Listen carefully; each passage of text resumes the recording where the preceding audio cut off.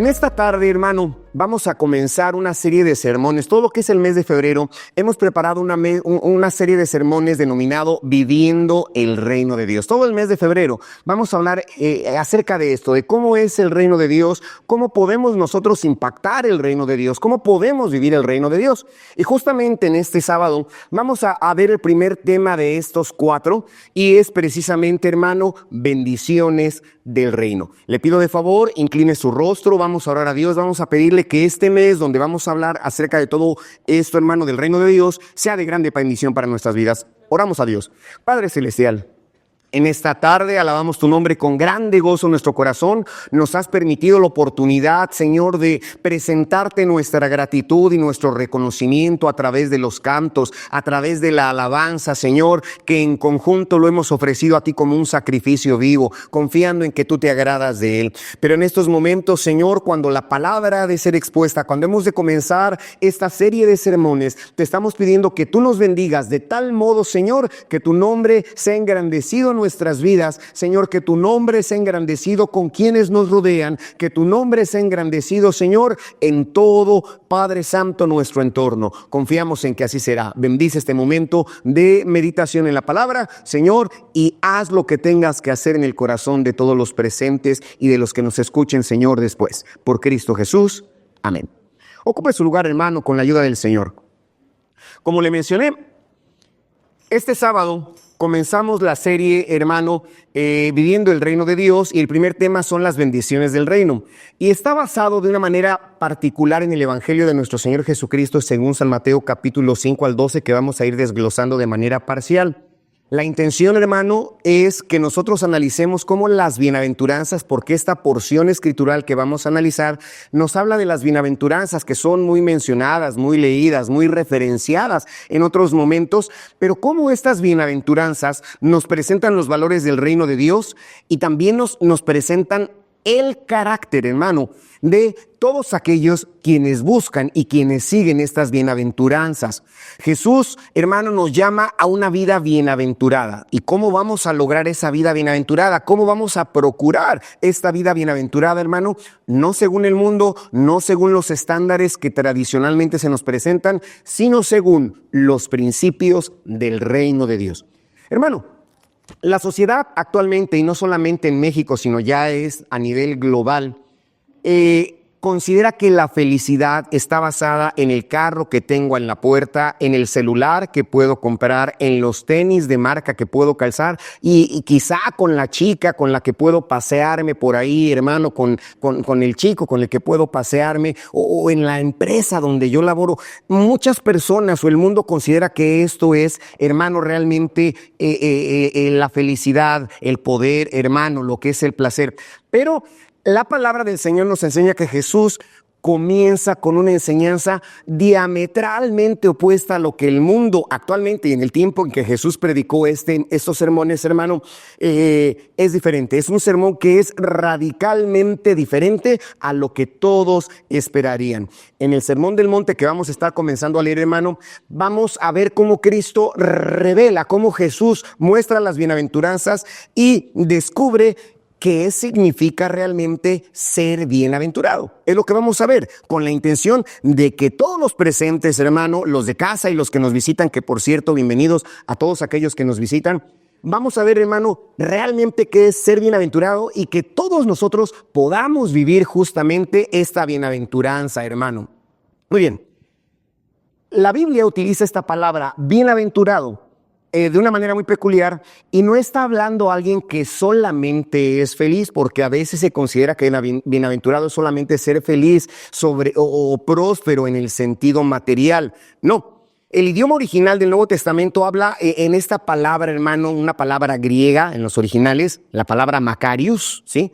Quien se llama, no hay ninguna Macaria, pero Macaria es bienaventurada. Si conocen una Macaria, un Macario, realmente significa bienaventurado, bienaventurada. Bien, pero esta palabra, Macarios, hermano, significa una alegría profunda, Sí, es lo que significa bienaventuranza. Significa, hermano, una alegría completa y aparte de ello, una alegría duradera. Es muy importante esto, pero todo esto viene precisamente de Dios. Esta bienaventuranza, hermano, esta alegría profunda, completa y duradera proviene no, hermano, de lo que la persona posee o le rodea, sino proviene directamente de Dios.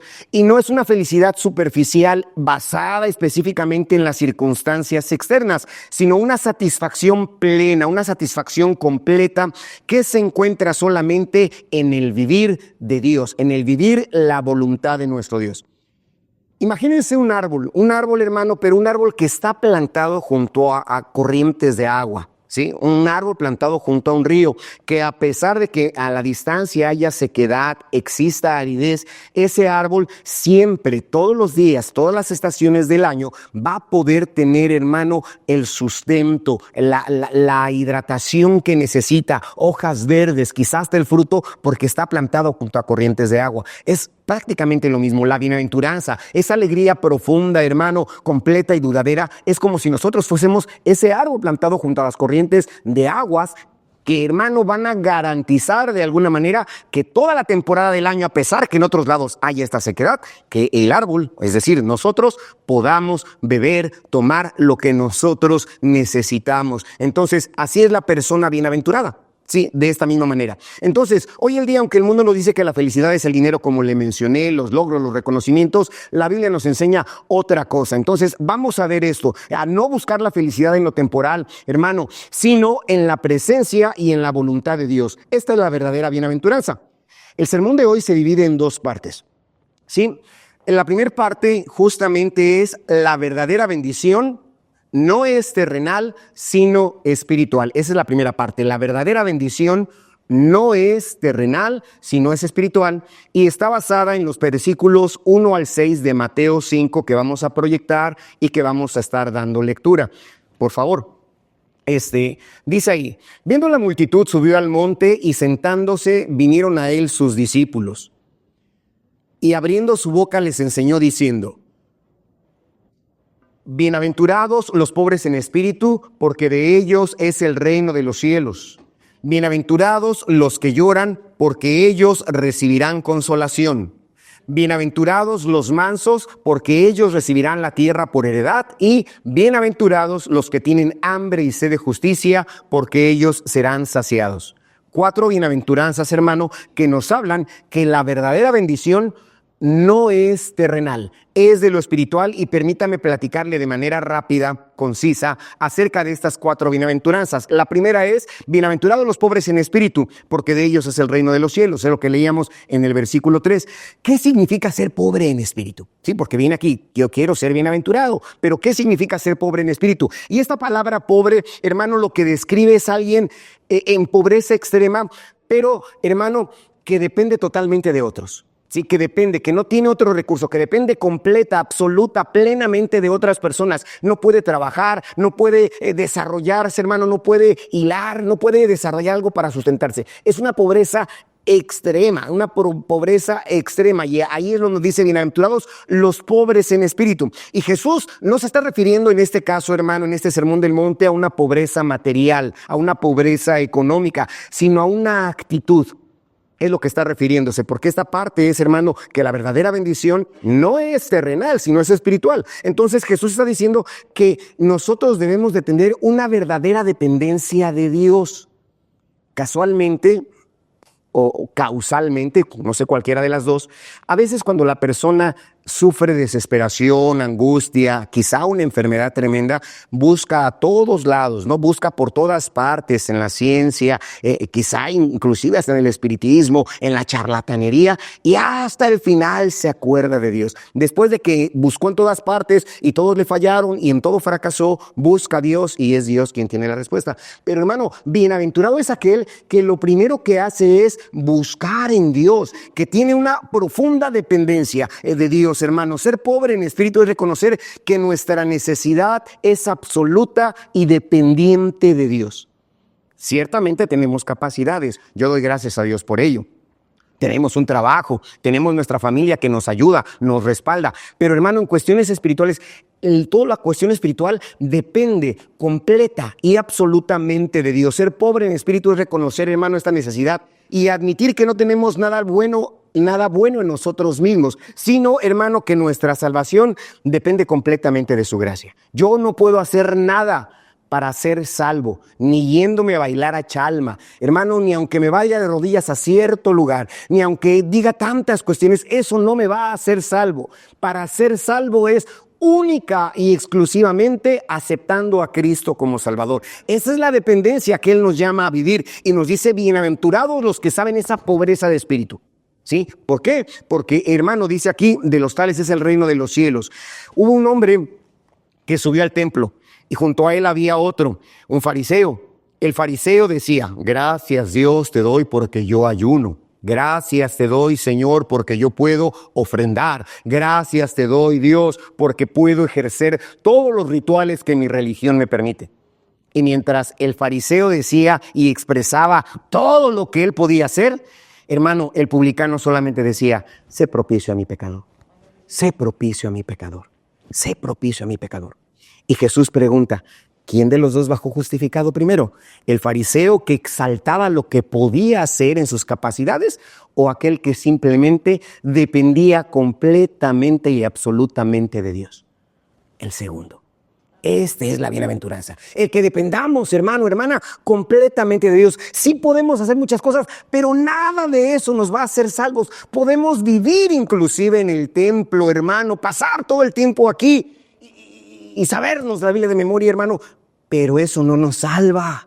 Lo que nos salva es nuestra dependencia completamente de Dios. Dice, porque de ellos es el reino de los cielos. Dios no rechaza un corazón quebrantado, nos dice la Biblia. Dios no rechaza un corazón humillado. En su momento usted lo puede consultar en el Salmo 51, donde nos dice eso. Dios no rechaza el corazón contrito, el corazón humillado. El reino de los cielos, hermano, no se gana con autosuficiencia o mérito propio, sino con humildad, con dependencia de Dios, y es lo que buscamos. Jesús dijo que Él vino a buscar a los pobres.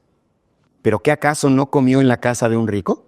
Sí, pero ¿por qué en la casa del acomodado? ¿Qué no fue y se hospedó en la casa de Lázaro allá en Betania? Para los que saben un poquito de la historia bíblica, ¿qué no fue y se hospedó con María, Marta allá en Betania, que eran personas pudientes? Sí. ¿Jesús se contradijo cuando Él dijo, vengo a buscar a los pobres? No.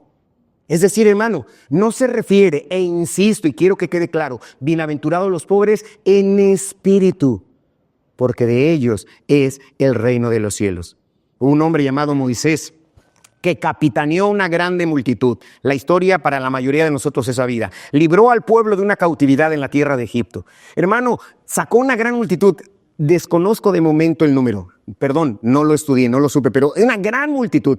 Hombres, mujeres, niños, hebreos y de otras nacionalidades. Y él los capitaneaba. Él fue el que se presentó ante Faraón, hermano, pero a pesar de todo eso, la Biblia nos dice en el libro de Números que Moisés era humilde. ¿Sí?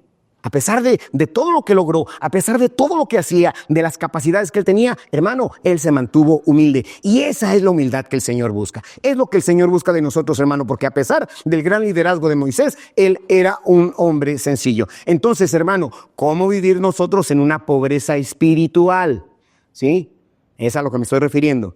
¿Cómo vivir en una pobreza espiritual? Tenemos que reconocer nuestra necesidad de Dios todos los días. Todos los días necesitamos de Dios. Hermano, no solo la salvación, sino en cada aspecto de nuestra vida. De todo lo que necesitamos, hermano, de todo lo que tenemos, lo necesitamos de parte de Dios. Debemos de evitar la autosuficiencia espiritual. No te estribes en tu propia prudencia. Reconoce a Dios, dice la palabra del Señor, en todos tus caminos. Él enderezará tus veredas. Es lo que debemos hacer y debemos de vivir con toda humildad ante Dios y ante los demás.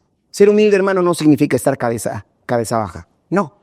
Puedo estar, hermano, porque el Señor también mostró autoridad y se portaba y se mostraba ante los demás con esa autoridad, hermano, con esa gallardía. Pero ser humilde de espíritu es en cómo me comporto, hermano, en lo que hago. Ser pobre no significa traer los zapatos, hermano, que pise un chicle y sepa hasta de qué sabor es ese chicle. No. Es pobreza en espíritu. Sí, dependencia plena y absoluta de Dios. Eso es, hermano, lo primero que estamos viendo, ¿no? Muy bien. Otro, bienaventurados los que lloran, porque de ellos, pues dice aquí, porque ellos recibirán consolación. Jesús nos está refiriendo simplemente a un lloro, una tristeza, a un dolor. Yo creo que a todos nos ha pasado en algún momento de nuestra vida que vamos descalzos caminando y nos golpeamos en el dedo chiquito del pie. A mí me ha pasado en repetidas ocasiones. Y cuando te golpeas en el dedo chiquito de tu pie, ¡ah, caramba, no, hermano! Sí, lloramos porque nos duele el dedo chiquito del pie. Hemos llorado, hermano, por un dolor de riñones. Hemos llorado la muerte de un ser querido. Hemos llorado por algunas necesidades. Estos son los llantos. Pero aquí, cuando Jesús está hablando, hermano, bienaventurados los que lloran, es un llanto profundo, pero por el pecado. No por mi dedo chiquito, ni por mis riñones, ni por la pérdida del ser querido, ni por otra circunstancia, sino por el pecado. Es decir, hermano, que nos duele pecar. ¿Sí? En este caso, hermano, que la condición del mundo. En esta semana recibí un mensaje instantáneo de parte de la Facultad de Teología, donde el Señor me permite estudiar, y nos pidieron que oráramos por todos los que están siendo deportados de Estados Unidos. La facultad en la que estudio está en Missouri, Estados Unidos, pero nos dijeron, oren por ellos. Hermano, porque la gente está sufriendo. Es decir, debo de llorar, hermano, también por la gente que está sufriendo. Debo de llorar, hermano, por aquellos que viven separados de Dios.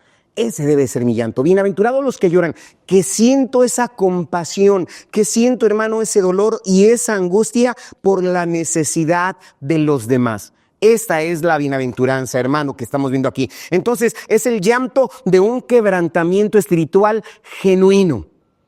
Hace rato cantamos, yo me gocé, hermano, con los cantos, esas cadenas de coros antiguas que entonamos. Qué gozo, ¿verdad, hermanos? Pero también de repente mi corazón entona una canción y me dan esas ganas de llorar. De repente esos cantos me estremecen y puedo llorar en el culto. Pero, hermano, esta bienaventuranza respecto a los que lloran no es el que llora en el culto, la que llora frente a la telenovela. No, hermano, hermana, sino es quien se siente realmente compungido, compungida por la situación que el mundo vive, que uno mismo vive y el mundo vive también, hermano, respecto al pecado. Es ese quebrantamiento espiritual.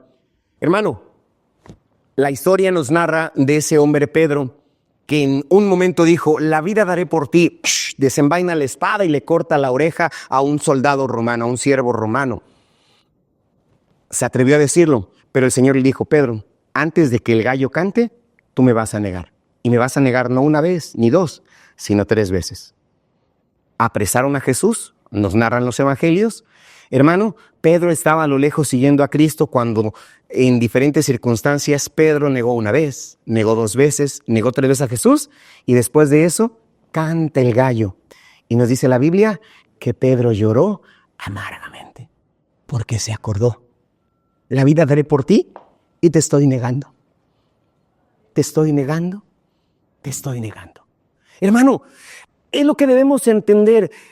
La consolación realmente viene de Dios. Aquí la bendición es bienaventurados los que lloran porque ellos recibirán consolación. Hermano, yo puedo vendarme mi pie, como le dije cuando me lo golpeo. Puedo tomarme un analgésico o un antibiótico dependiendo del malestar que esté aquejando mi cuerpo. Hermano, me puedo consolar con el tiempo de recordar a la persona que se fue.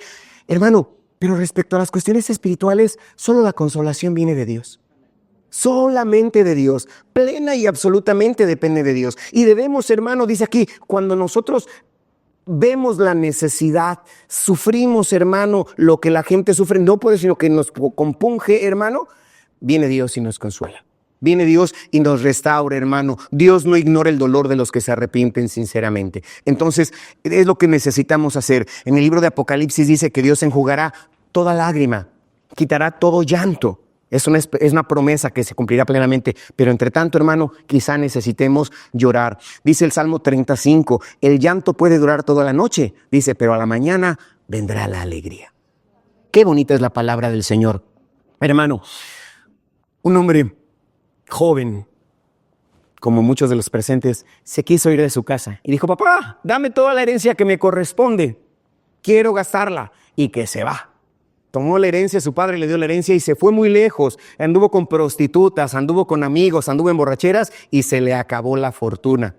Este hombre era judío. Para los judíos, hermano, el habitar con puercos, con cerdos, hermano, con el quequén, hermano, no es bien visto. Y dice la Biblia, dice la palabra del Señor, hermano, hermana, que era tanta su pobreza después de haber sido tan rico y tener todos esos disfrutes que tenía que cuidar puercos y tenía que comer lo que los puercos comían. Vea su necesidad. Y dice que ahí, hermano, en la majada de los cerdos, hermano, en el charco de lodo, él se acordó y dijo, ¿cuántos jornaleros hay en la casa de mi padre? Y tienen comida y sustento, y yo aquí sufriendo. Y dice la Biblia que lloró y que dijo, voy a ir a mi padre y le diré, Padre, he pecado contra el cielo y contra ti. Hermano, el llanto de este joven se convirtió después en gozo, en bienaventuranza. Y es lo que Dios quiere, que nuestro llanto sea ese reconocimiento, hermano, quizá de nuestro mal proceder y de las circunstancias que nos rodean, pero sincero, pleno, no fingido, hermano. Y es lo que entendemos aquí, que recibiremos consolación. El arrepentimiento genuino trae, hermano, el consuelo de la reconciliación con Dios. Entonces, si queremos recibir esa consolación, arrepintámonos sinceramente, hermano, lo que la palabra del Señor, no nada más de una forma nominal, sino de una manera sincera. Confiemos en Dios en medio de nuestros sufrimientos, porque quizá vendrán sufrimientos, pero confiemos en Dios en medio de esos sufrimientos y seamos instrumento de consuelos a quien esté a nuestro lado, a quien esté a nuestra mano ayudar. Y de esta manera, hermano, seremos también bienaventurados. Y confirmamos nuevamente que la verdadera riqueza, hermano, no son las cuestiones materiales, sino en las espirituales. La tercera bienaventuranza dice, bienaventurados los mansos, porque ellos recibirán la tierra por heredad.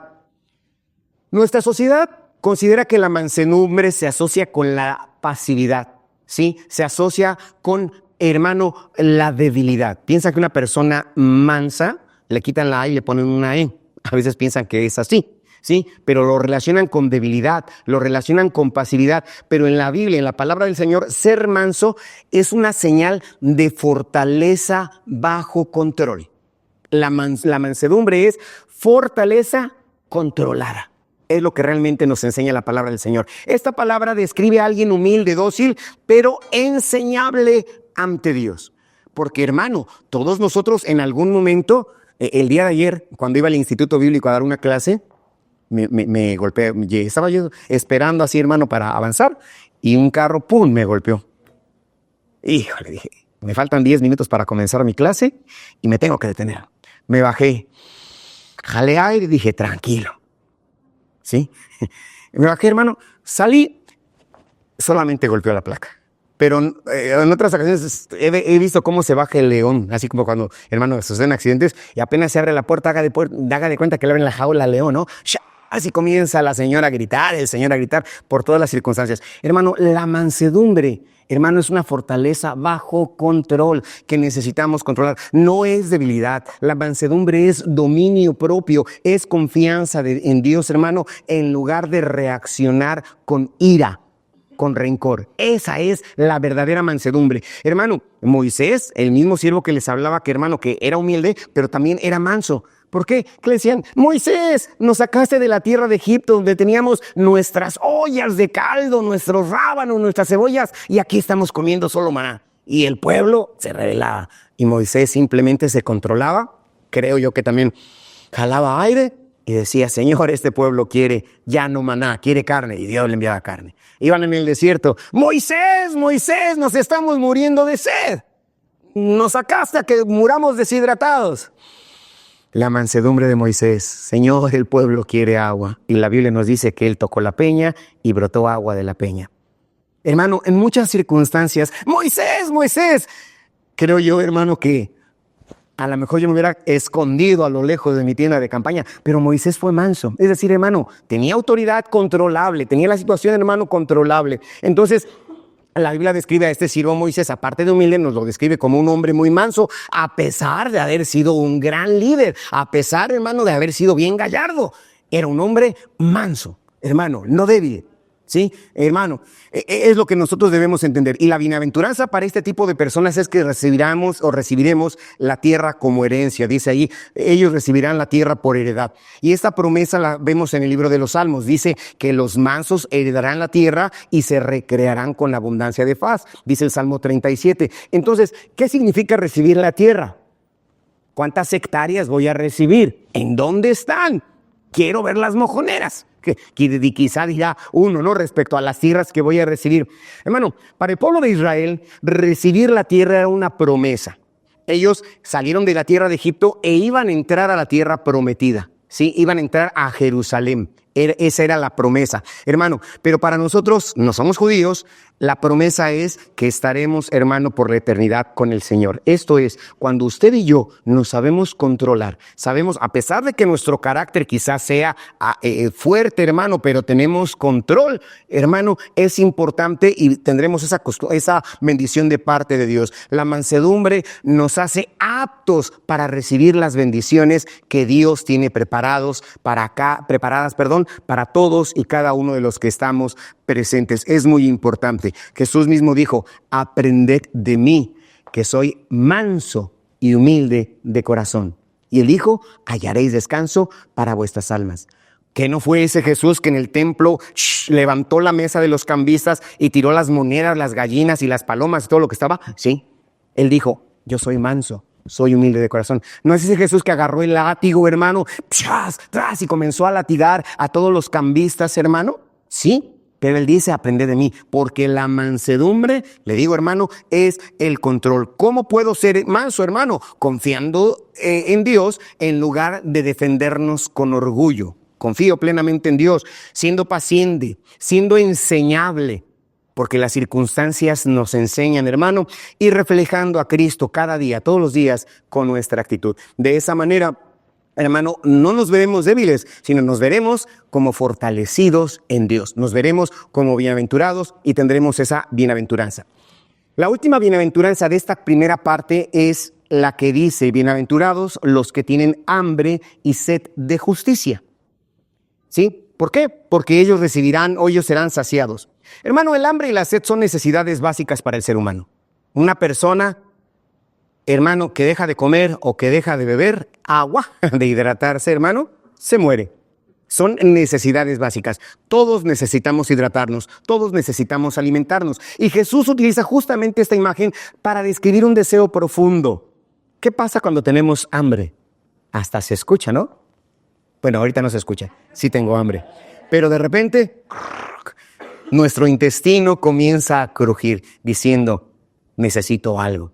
Es una necesidad. Cuando tenemos sed, también comenzamos a experimentar una desesperación. Entonces, Jesús utiliza esta imagen, hermano, del hambre, de la sed, hermano, de una sed constante, como una urgencia espiritual insaciable. Es decir, así como que de repente, aunque sean unos tacos en la esquina, aunque sea una coca bien fría, aunque esté tibia, pero tengo sed y me la voy a tomar, hermano, porque es urgente, lo necesito. Y vemos cómo saciar nuestra sed, hermano, cómo satisfacer nuestra hambre. El Señor nos dice, bienaventurados los que tienen hambre y sed de justicia. Debemos estar necesitados, hermano, de experimentar justamente esta justicia, una urgencia espiritual insaciable. Y no es un anhelo simplemente superficial, hermano, es un anhelo de una búsqueda intensa de la justicia de Dios que nada tiene que ver con la justicia de los hombres.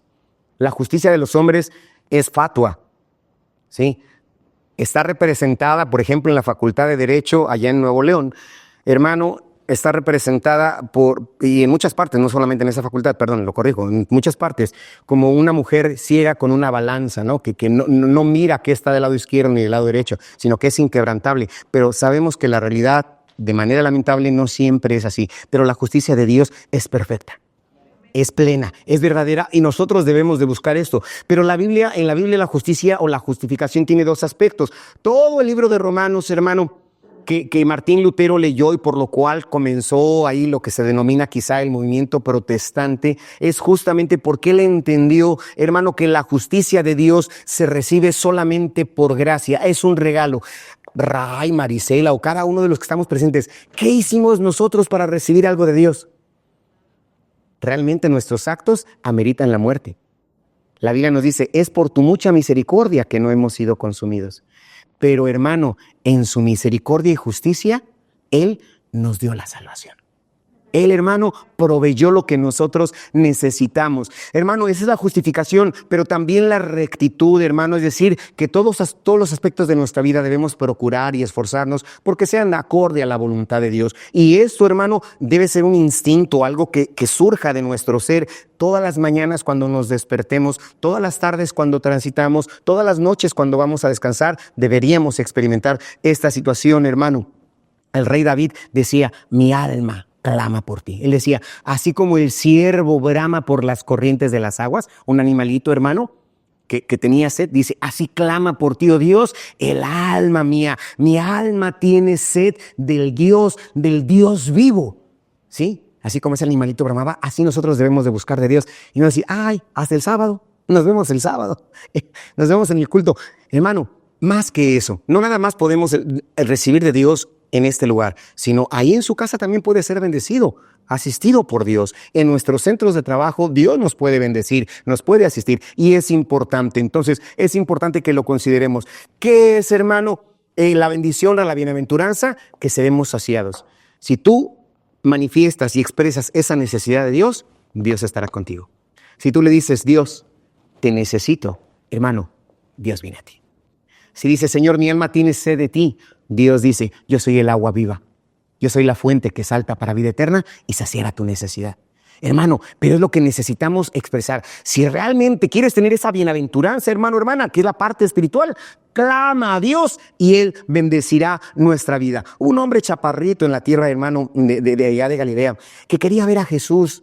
Pero como estaba chaparrito, yo creo que quizá más chaparrito que yo, y había una grande multitud, él no podía y se acercaba. Se ponía en puntillas, me dio un calambre, se ponía en puntillas, yo creo que a Zaqueo también, y quería ver a Jesús y no podía, hermano, por chaparrito, y no podía, pero era tal su necesidad que dijo, tengo que ver a Jesús, y lo que hizo él, hermano, es, a lo lejos un sicómoro, un árbol fue y hermano le corrió el sicómoro y con su chaparrera, él va y se sube al árbol y desde el árbol ve a Jesús, ¿sí? Se subió a ese árbol, hermano, y se subió y ahí Jesús le dijo, Zaqueo, ¿qué haces ahí? Porque también Jesús vio, hermano, a ese chaparrito que necesitaba de Dios.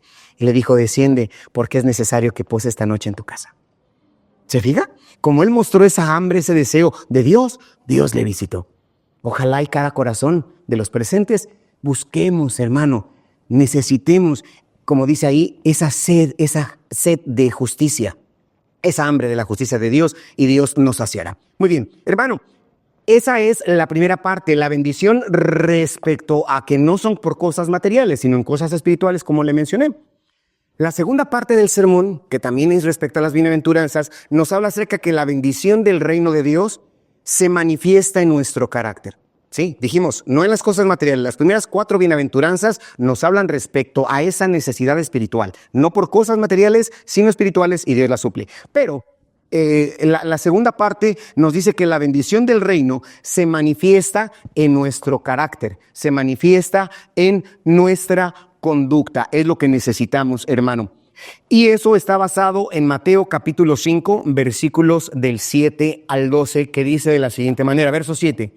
Bienaventurados los misericordiosos, porque ellos alcanzarán misericordia. Bienaventurados los limpios de corazón, porque ellos verán a Dios. Bienaventurados los pacificadores, porque ellos serán llamados hijos de Dios. Y bienaventurados los que padecen persecución por causa de la justicia, porque de ellos es el reino de los cielos. Estas 4 bienaventuranzas, así que de momento hasta ahí, hermano, estas 4 bienaventuranzas nos hablan, hermano, ya de conductas. Las primeras 4 de cuestiones espirituales, pero estas 4 nos hablan, hermano, de nuestro carácter, nos hablan de nuestra conducta y comienza diciendo, bienaventurados los misericordiosos, porque ellos alcanzarán misericordia. Y justamente la misericordia es sentir compasión. Y no solamente es un sentimiento, sino es una acción, porque a veces decimos, ¡ay, pobrecito! Pero nos quedamos simplemente con la expresión. Y la misericordia es, lo expreso, pero hago algo para ayudar a la persona, para ayudar, para intervenir en la acción, hermano. Eso es realmente la misericordia, es mostrar una bondad activa hacia los necesitados. No solamente verla, sino identificarla y actuar. Eso es misericordia. Si nada más lo ves, es lástima. Simplemente tienes lástima. Pero el Señor no dice bienaventurados los de la lástima, sino dice los misericordiosos, los que ven la necesidad y actúan. Hermano, la misericordia es tratar a los demás con la gracia y con el amor con que Dios nos ha tratado. Dios nos trata, hermano, dice, como la niña de sus ojos. Dios nos trata como si fuéramos su real tesoro. Dios nos trata, hermano, de la manera más preciada. Y de esa manera nosotros debemos tratar también a los demás, aunque los demás no nos traten a nosotros de esa forma. Hermano, este trato incluye que yo pueda perdonar, pueda ayudar, pueda tener paciencia con los demás. Eso es realmente la misericordia. Sí, el que ayude, el que perdone, la paciencia. No solamente, hermano, o no significa que voy a tolerar el pecado. No significa que eso, sino que voy a actuar con amor, que voy a ayudar con compasión a aquellos que fallan. Sí, y con la ayuda del Señor hacerlo. El buen samaritano es un ejemplo muy claro. Dice la palabra del Señor que un hombre fue, hermano, asaltado en un camino. Y llegó un hombre religioso, con toda su vestimenta, pasó y lo vio y le siguió de algo. Pasó otro hombre, hermano, un publicano, también lo vio, hermano, y se quedó en eso, lo vio y le siguió. Pero dice que un hombre samaritano. Hago un paréntesis, los samaritanos no se llevaban con los judíos, ¿sí? Eran opuestos, ni siquiera se saludaban. Pero ese samaritano vio a ese judío que lo habían asaltado, lo habían golpeado y desvalijado, y lo vio en el camino, y no nada más lo vio y se sorprendió. Sí, a veces aquí sucede que asaltan a alguien o lo vemos tirado, van y le quitan los tenis. Sí, ¿se ha visto eso? Ya está ahí tirado, quítale los tenis, hazle báscula, quítale la cartera, y si trae celular, bueno, también quítaselo. Es lo que la gente tradicionalmente hace. Pero este samaritano, a pesar de que el que estaba tirado era un judío y lo sabía por su vestimenta, dice que lo atendió, que vio sus heridas y lavó sus heridas. Las ungió con aceite, que era la medicina antigua. Lo montó en su cabalgadura y lo llevó a una posada. Y pagó la estancia de esa persona que quizá estaba inconsciente y le dijo al posadero, ten esto, te estoy dando de más y cuando llegues y falta te voy a pagar lo que necesita. Ni lo conocía, ni sabía quién era y aparte era judío versus samaritano. ¿Sí? Él fue misericordioso, hermano. Esa es la misericordia. Hermano, no solamente lástima, sino el poder actuar. Y es lo que Dios quiere. Cuando nosotros actuamos así, hermano, respecto a la misericordia, dice, ellos alcanzarán misericordia. Hermano, si yo soy misericordioso, Dios es misericordioso conmigo. Dios lo será. Y usted lo experimentará. Cuando usted es misericordioso, hermano, que actúa, Dios le bendice. Y le bendice bien. Téngalo por seguro. Yo le invito, es más, no soy yo. La Biblia nos dice que actuemos con misericordia y dice, pruébame ahora en esto y verás que yo derramaré bendiciones hasta que sobren y abunden. Dice, te daré medida remecida, apretada y rebosante. ¿Qué es esto, hermano? Cuando ponemos algo en un depósito, ¿qué le hacemos? Remecido. ¿Para qué le hacemos así? Para que se asienten todos los boquitos, se bajen, ¿no? Entonces, eso es remecido. Dice, yo te daré medida remecida. Te sacude. Apretada. Es decir, le ponemos más y las apachurramos. ¿Para qué? Así como las almohaditas de pueblo. Dice, y aparte de que fue remecida, apretada, dice, rebosante. Le voy a poner más. No es mi palabra, no son mis ideas, no es mi enseñanza, hermano. Está en la palabra del Señor. Si yo soy misericordioso con los que necesitan, si yo actúo, dice Dios tendrá misericordia de mí. Hermano, y puedo decir como el salmista David, mozo fui jovencito, ya envejecí y no he visto ningún justo desamparado, ni su genealogía, ni su prole, que esté mendigando, que esté buscando, necesitando el pan. Porque, hermano, Dios es fiel. Si tú eres misericordioso, hermano, Dios será misericordioso contigo. Y es aquí donde verás que la bienaventuranza, hermano, la bendición del reino que quiero impactar en este mes, hermano, depende de mi carácter, de mi conducta. Modelemos nuestro carácter. Hermano, seamos misericordiosos para con los demás. Otra bienaventuranza es la que encontramos en el versículo 8, que dice, bienaventurados los de limpio corazón, porque ellos verán a Dios. Y en la Biblia el corazón representa el centro de nuestras emociones, ¿sí? A pesar de que este músculo cardíaco cubierto por nuestra caja torácica está latiendo constantemente, bombeando sangre desde nuestros pies hasta nuestra cabeza, hermano, no se refiere a este músculo porque realmente los sentimientos no están en el corazón. No le dice, ¿te acuerdas, Isra, cuando le dijiste a tu esposa, te quiero con todo el corazón? que realmente el sentir no está en el corazón. Para nosotros es eso. Pero, hermano, ¿a qué se refiere con esto respecto al corazón? Hermano, se refiere a nuestros pensamientos, a nuestros deseos, no a ese músculo, a nuestros pensamientos, nuestros deseos, nuestras motivaciones. Hay veces que le decimos a alguien, te quiero y te quiero bien, porque sí los queremos bien. Ese es nuestro deseo. Ese, hermano, es nuestro sentimiento, hermano.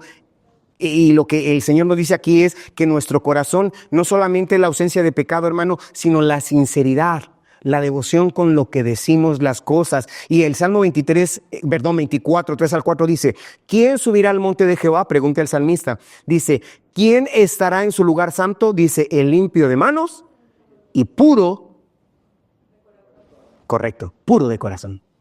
Bienaventurados los de limpio corazón. Hermano, tener un corazón limpio implica, hermano, que nosotros tengamos una relación íntegra con Dios. Sí, completa con Dios. Tener un corazón limpio implica, hermano, que nuestros sentimientos estén alineados a la voluntad de Dios, hermano, y que procuremos, hermano, una vida espiritual agradable a Dios. Eso es nuestra limpieza de corazón. Y dice que si eres de esta manera, por eso estamos diciendo que esta segunda parte de las bienaventuranzas del reino depende del carácter, de nuestra conducta. Entonces es lo que debemos hacer. Hermano, el rey David, después de que tomó a una mujer que no le correspondía y que fue el autor intelectual de la muerte del esposo de esta mujer, él realmente se arrepintió y dijo, Dios, no quites de mí tu Santo Espíritu. Tu espíritu noble me sustente. Examíname y ve lo más profundo de mi corazón. Límpiame de mi pecado. Es lo que decía el salmista David. Hermano, y es lo que debemos de buscar nosotros. Decirle, crea en mí, oh Dios, un corazón limpio. Renueva un espíritu recto dentro de mí. Esto es lo que nos pide hacer. Y esa sería una gran bienaventuranza. Y cuando nosotros somos bienaventurados, hermano, tenemos esta dependencia plena de Dios, dice, porque ellos verán a Dios.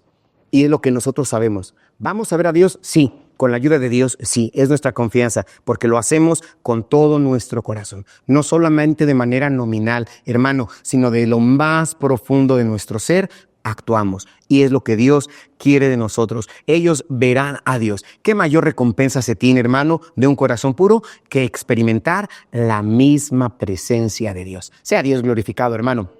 Muy bien. Otra bienaventuranza, hermano, la penúltima, es la de los pacificadores. Dice, bienaventurados los pacificadores, porque ellos serán llamados hijos de Dios.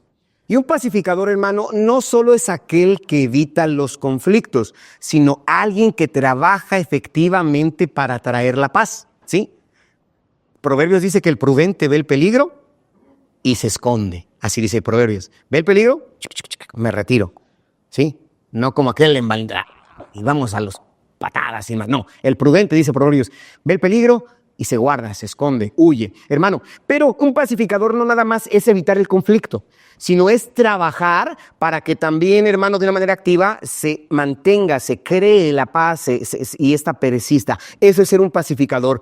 Hay una palabra bíblica en la Biblia, es el famoso shalom. Si usted conoce a algún judío, de repente dicen, shalom, hermano, shalom para todos, significa esa paz, ¿sí? El famoso shalom. Y es, hermano, no solamente la ausencia de guerra o no solamente la ausencia de los problemas, sino una armonía profunda basada en la justicia y en la verdad de Dios. Y es lo que el Señor nos busca hacer. Nos llama, a que nosotros hagamos. Hermano, pacificador, ser un pacificador implica que nosotros restauremos las relaciones rotas. Quiero llevarte a pensar, no sé, en tu familia, con tus amistades. ¿Tienes alguna relación no solo fracturada, sino rota? ¿Quieres ser bienaventurado y, como dice ahí, ser llamado hijo de Dios de verdad? Tienes que procurar la paz con tu familia, con aquel que quizá te estás peleando por la herencia de la abuela, del abuelo. Sí, porque a veces sucede. Ser pacificador es trabajar por la armonía, por la paz. Es importante que sea de esa manera, hermano, evitar eso. Ser un pacificador, hermano, es que promovamos la paz en este mundo que es tan lleno de caos y tan de violencia. Necesitamos hacerlo. Y es importante porque dice la Biblia que si vienes a Él y estás orando y te acuerdas que tu hermano tiene algo contra ti, dice, deja tu altar, deja tu presente, levántate. Ve, reconcíliate con tu hermano y después ven y presenta lo que quieres hacer. Eso es ser pacificador. ¿Sí? Entonces, hermanos, yo les llamo a que hagamos eso. Ser pacificadores, compartir el evangelio. El que estemos, hermano, aquí en el auditorio y en las casas, los entre semana, queremos compartir el evangelio porque también procuramos, deseamos, buscamos que las demás familias sean restauradas, que en los hogares haya tranquilidad, que el esposo no golpee a la esposa ni a sus hijos, o que la mujer golpee, porque hay casos donde la mujer golpea. Hermano, hay esposos abusados. Hermano, que haya armonía en el hogar. Ese es ser un pacificador.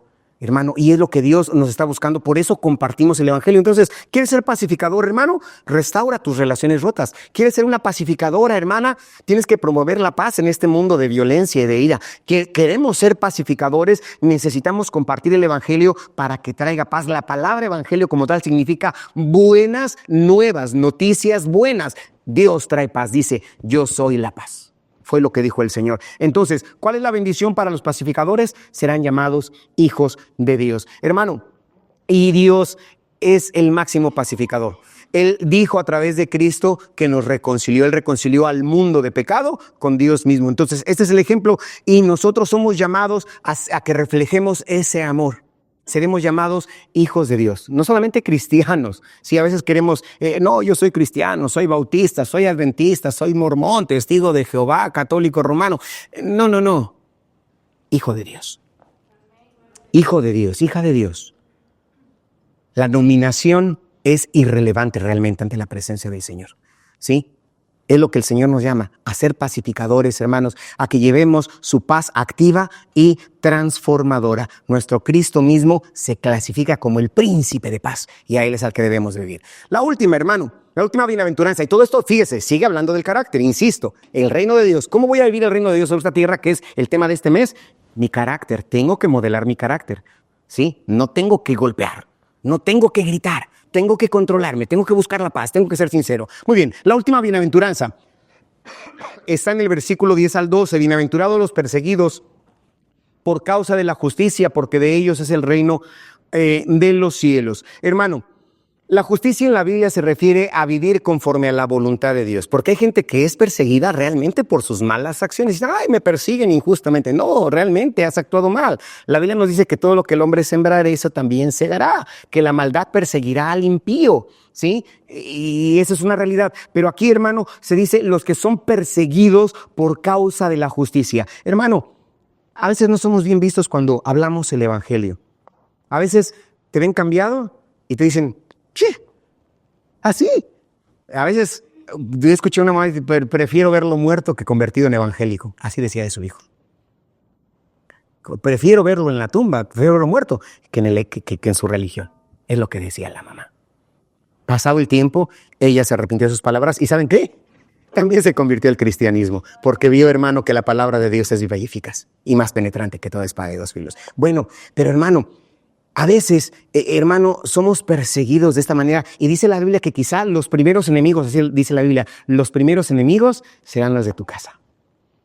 ¿Sí? Si tu esposa no es creyente, quizá tu esposa atente contra ti espiritualmente hablando, o si tu esposo no es creyente, quizá él atente espiritualmente contra ti. Nuestros padres, nuestros vecinos, nuestra familia nos va a criticar. Ah, hermanito, ¿no? ¿No lo ha vivido?